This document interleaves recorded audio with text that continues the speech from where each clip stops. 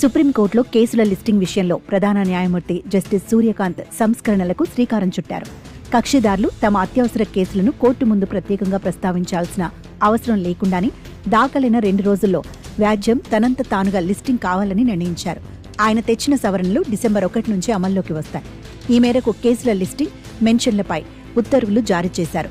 వ్యక్తుల స్వేచ్ఛ, అత్యవసర మధ్యంతర ఉత్తర్వుల అవసరమున్న తాజా కేసులన్నింటినీ అవి దాఖలైన వెంటనే పరిశీలించి లోపాలను సరిదిద్దిన వెంటనే 2 రోజుల్లోపు లిస్టింగ్ చేయనున్నట్లు సుప్రీంకోర్టు ప్రధాన న్యాయమూర్తి వెల్లడించారు.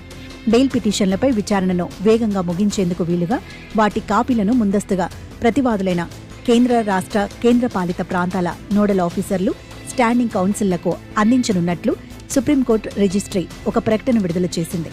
ముందస్తు బెయిల్, మరణశిక్ష, హెబియస్ కార్పస్, ఎవిక్షన్, కూల్చివేత లాంటి అరుదైన అత్యవసర కేసులు షెడ్యూల్ ప్రకారం లిస్ట్ అయ్యేంత వరకు ఆగే పరిస్థితి ఉండదు కాబట్టి అలాంటి విషయాల్లో ప్రతిరోజు ఉదయం 10 నుంచి 10:30 గంటల మధ్యలో కోర్టుకు ప్రత్యేకంగా విజ్ఞప్తి చేయొచ్చని పేర్కొంది. మిగిలిన అన్ని రకాల తాజా కేసులను ప్రస్తుతం అమల్లో ఉన్న విధానం ప్రకారం ఆటోమేటిక్గా లిస్ట్ చేయనున్నట్లు సుప్రీంకోర్టు రిజిస్ట్రీ ప్రకటనలో వెల్లడించింది. అందువల్ల ఇలాంటి కేసుల లిస్టింగ్ కోసం కక్షిదారులు ప్రత్యేకంగా మెన్షన్ చేయాల్సిన అవసరం లేదని స్పష్టం చేసింది.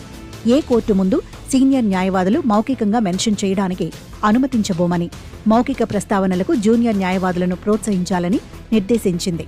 కేసుల విచారణను వేగంగా ముగించేందుకు వీలుగా క్రమం తప్పకుండా వరుసగా విచారించే కేసుల వాయిదా కోసం లేఖలు రాస్తే వాటిని అనుమతించబోమని సుప్రీంకోర్టు స్పష్టం చేసింది. ఇక సుప్రీంకోర్టు ప్రధాన న్యాయమూర్తి జస్టిస్ సూర్యకాంత్ తీసుకువచ్చిన సవరణలు డిసెంబర్ 1 నుంచి అమల్లోకి వస్తాయి. ఈ మేరకు కేసుల లిస్టింగ్, మెన్షన్లపై సుప్రీంకోర్టు ప్రధాన న్యాయమూర్తి ఉత్తర్వులు జారీ చేశారు.